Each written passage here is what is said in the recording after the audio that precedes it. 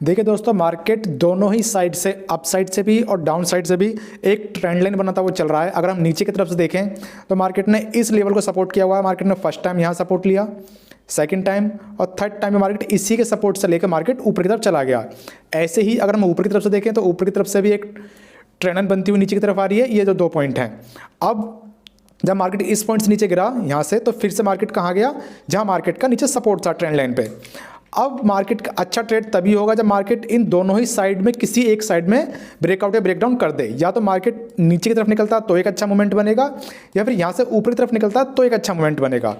उससे पहले अगर मार्केट इसी रेंज में रहता है तो हो सकता है मार्केट ट्रैप करे या फिर एक डायरेक्शनल मूव ना दे। अगर हम यहाँ से देखें तो मार्केट प्राइस एक्शन पहले ऊपर की तरफ बनाता है, उसके सारे हाई और लो जो होते हैं ऊपर की तरफ होते हैं। यहाँ से मार्केट जब नीचे की तरफ घूमता है तो जब यहाँ से जाने के बाद जब ऊपर जाता है तो इस हाई को क्रॉस ना करके यहीं से नीचे की तरफ आ जाता है, और ये जो उसका लास्ट स्विंग लो था उसे ब्रेक करके मार्केट यहाँ तक आ जाता है। अब मार्केट फिर से ऊपर की तरफ जा रहा है, तो मार्केट के लिए ये जो 700 का लेवल है 47,777, इसे याद रख लेना। मार्केट के लिए अब जो रेजिस्टेंस का काम कर सकता है वो 47,777 का लेवल ही करेगा।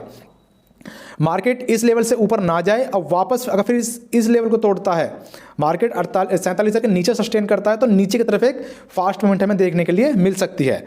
कंडीशन क्या होगी कि मार्केट अब इस लेवल को ब्रेक ना करे, जो लेवल बना हुआ था 47,777 का। अगर इसके ऊपर की तरफ निकल जाएगा तो फिर से हो सकता है मार्केट और ट्रैप करे, फिर हो सकता है मार्केट ऊपर की तरफ डायरेक्शनल मूव कोई दे। अभी मूव नीचे की तरफ ही है जब तक मार्केट 700 से नीचे है।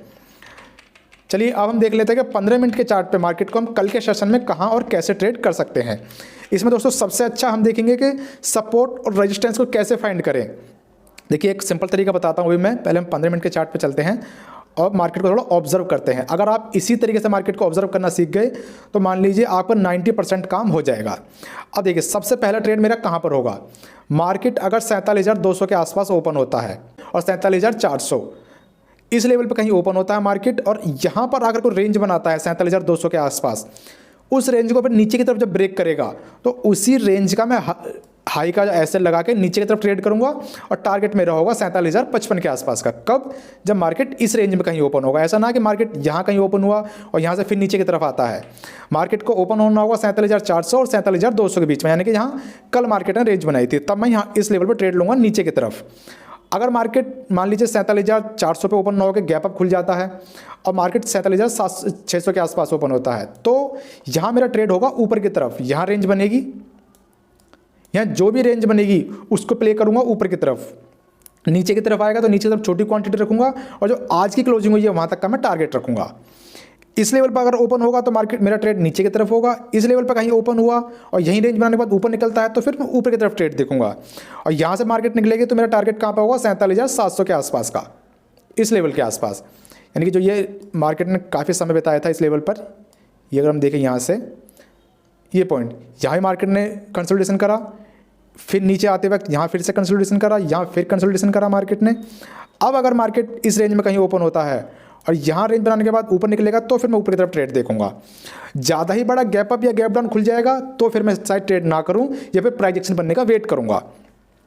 उसके बाद अगर हम देखें एक सपोर्ट रेजिस्टेंस यहाँ पे हमें दिखाई दे रहा है 47,900 के आसपास।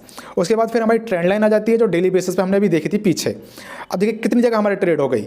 इस लेवल पर एक ट्रेड हो गया, इस रेंज में एक ट्रेड हो गया हमारा ऊपर की तरफ, यहाँ ट्रेड हो गया।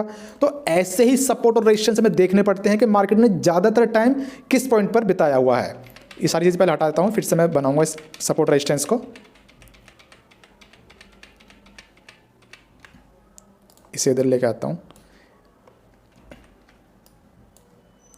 ये देखिए एक सपोर्ट हमारा ये हो गया 47,200 का, एक सपोर्ट ये हो गया, यानी कि एक लेवल ये हो गया, एक लेवल ये हो गया हमारा। उसके बाद 47,700 का हो गया, 47,900 का हो गया। इन लेवलों के आसपास आकर जब मार्केट कोई सेटअप बनाएगी, कोई कॉन्सेप्ट मुझे समझाएगी या कोई रेंज बनेगी और मेरी साइड में ब्रेकआउट या ब्रेकडाउन करेगी तभी मैं ट्रेड करूंगा, वरना उसके बाद इसके अलावा कहीं अगर मार्केट खुलेगी तो मैं ट्रेड करने वाला हूँ नहीं। अब यही मेरे पॉइंट रहेंगे, या तो इस लेवल पर कहीं मार्केट रेंज बनाने के बाद नीचे निकले तो नीचे तरफ ट्रेड देखूंगा, या फिर इस लेवल के आसपास आकर यहाँ से ऊपर की तरफ निकलेगी तो ऊपर की तरफ ट्रेड देखूंगा 47,750, 700 जहाँ मार्केट ब्रेक होती हुई दिखाई देगी मैं तुरंत निकल भी जाऊँगा। अब देखते हैं कल के सेशन में हमें ट्रेड कहाँ मिलता है। चलिए फिर दोस्तों मिलते हैं कल की वीडियो में। धन्यवाद।